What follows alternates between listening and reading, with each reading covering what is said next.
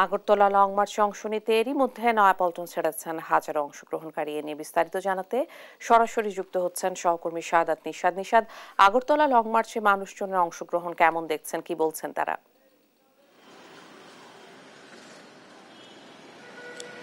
জি, যেমনটি বলছেন আসলে যে ছাত্রদল, যুবদল এবং স্বেচ্ছাসেবক দলের আজকে আগরতলা অভিমুখে যে লং মার্চ ছিল, সে লং মার্চটি 9:30 থেকেই তারা কিন্তু যাত্রা শুরু করেছে। এবং ইতিমধ্যে আমরা আসলে যেমনটি যদি এই যে লং মার্চ সম্পর্কে যদি একটু জানানোর চেষ্টা করি, সেটি মূলত 9টা থেকে 10টা পর্যন্ত তারা এখানে পল্টন থেকে তারা অভিমুখে যাত্রা করেছে। এবং বর্তমানে আমরা যতটুকু খবর নিয়ে জেনেছি, মোটামুটি তারা ঢাকা পার হয়েছে এবং সেখান থেকেই তারা যাত্রা থেকে যে আখাউড়া রয়েছে সেখানে তারা অবস্থান করবেন। সেখানে যে যাত্রা বিরতি ভৈরবে, সেখানে তারা যাত্রা বিরতি নেবেন। সেখান থেকে তারা সংক্ষিপ্ত যে পথযাত্রা করবেন, তারপরেই যে আখাউড়া সেখানে তারা অবস্থান নেবেন এবং সেইখানে গিয়ে তারা যে বার্তাগুলো দেবেন, মূলত যে ভারতীয় যে আগ্রাসনের বিরুদ্ধে মূলত তারা বার্তাগুলো পৌঁছাবেন। বিশেষ করে তাদের মিডিয়া যে গুজব প্রচার করছে এবং একই সাথে যে বাংলাদেশের ভারতীয় দূতাবাসে যে হামলার ঘটনা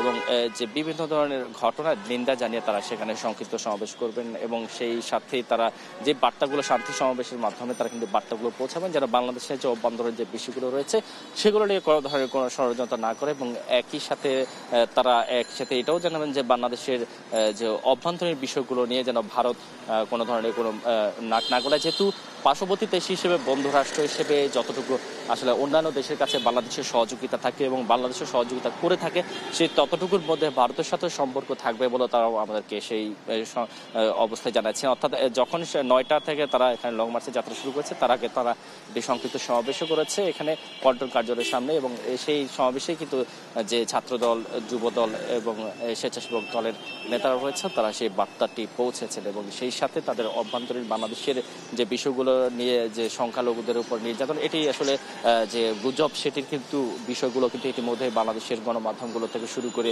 বাংলাদেশের যে নাগরিকরা রয়েছে তারা কিন্তু জানিয়েছেন, স্পষ্ট করেছেন। এবং একমাত্র ভারত ছাড়া কিন্তু কোনো দেশই এই বিষয়ে কোনো ধরনের কোনো কথা বলছেন না। অর্থাৎ ভারত যে এক ধরনের ষড়যন্ত্র লিপ্ত হয়েছে, সেই বিষয়টি কিন্তু অনেকটা স্পষ্ট।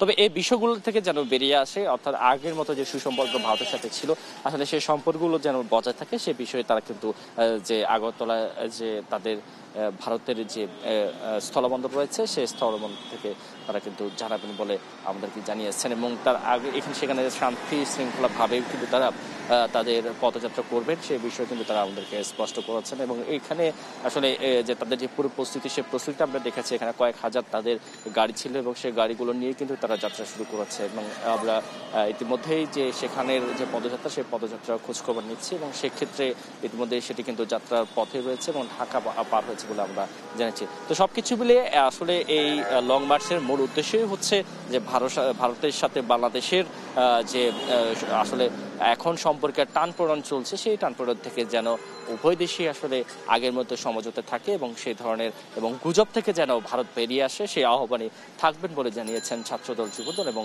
স্বেচ্ছাসেবক দলের নেতারা। তো এই ছিল লং মার্চের আমার কাছে থাকা সবশেষ খবর।